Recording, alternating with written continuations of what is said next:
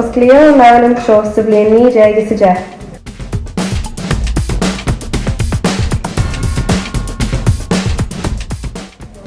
Is fearg na bhálinn atá suite sa strábhaile seo.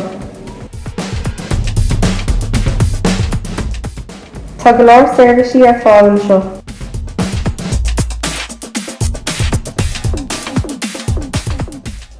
Bhíonn ranganna éagsúla ar siúl don phobal, cnoitéil, ealaíne agus comhdháil, agus dar nóí is féidir leabhar ar thíos. Slán agus gabhraidh maith agat.